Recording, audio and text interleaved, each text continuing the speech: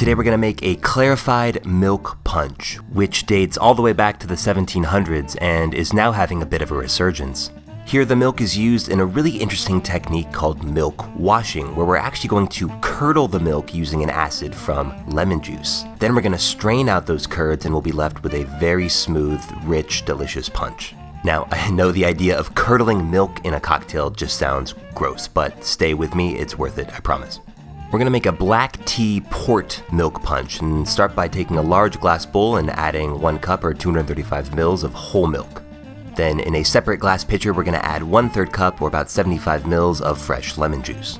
Next, we need some brewed black tea. Here I'm using an English breakfast, but use your favorite black tea. And we're going to add 2 cups or about 470 mils into the pitcher.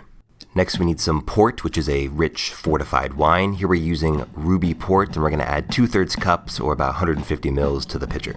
Now for our spirit, we're going to be using something called Batavia Arak, which is a funky molasses-based liquor from Indonesia.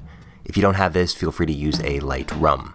Again, we're going to add 2/3 cup or 150 mils. Next, we need some sugar, a little over 1/3 cup or 85 grams. Give that a stir to dissolve the sugar, and meanwhile, this milk has just been sitting over there in the corner, not really contributing anything to society, so let's get a reaction out of it. Pour about 1/3 of the tea mixture into the milk and give it a slow stir, and pretty soon you'll start to see the milk break into these small curdles. Let's cut to the curdle cam and see what's really happening here. The acidity of the lemon juice is causing the casein proteins of the milk to coagulate, and when they do this, they also pick up some of the astringent tasting tannins of the black teas and other things that generally make the punch cloudy. After we strain these out, the whey proteins of the milk will be left behind, which will give the drink a lot of body and richness. Let this rest for at least 30 minutes, although some people even let it rest for up to 24 hours. And here we can see some separation between the curds and the rest of the punch. Alright, let's get these gross curds out of there. So grab a large container and a fine mesh bag. Here I'm using a nut milk bag, but you can also use something like a cheesecloth. Then you're going to pour it through the cloth, and it's still going to be a bit cloudy. Here we're just trying to collect the curds into the bottom of the cloth.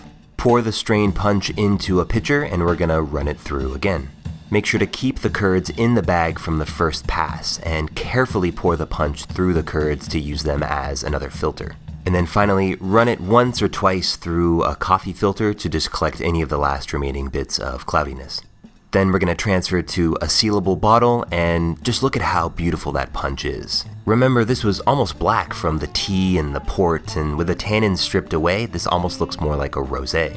Store this in the fridge and it pretty much will never go bad. When you're ready to serve, grab a rocks glass, throw in a big ol' ice cube, and we're going to have to slow this down a bit. When serving clarified milk punch, it would be wrong to use any ice besides perfectly clear ice. I'll put a link in the description on how to make that. You want that cube to basically disappear into the drink. Now, is this necessary? No, but it does look pretty sexy. Alright, I'm getting thirsty. Let's give this a taste. Cheers. And wow, the flavor here is unbelievable. The astringency you normally get from tea is completely gone, and you're left with this full-bodied, rich drink that is dangerously smooth. I highly recommend it. Thanks for watching, guys. So if you're doing any shopping right now for gifts for the home bartender, I've put together an Amazon shopping list of recommended equipment, books, and other fun gadgets for this holiday season. Buying through this page doesn't cost you any extra, and it actually helps support the channel a little bit. So if you're doing any shopping, I'll put a link in the description and on the screen. Cheers!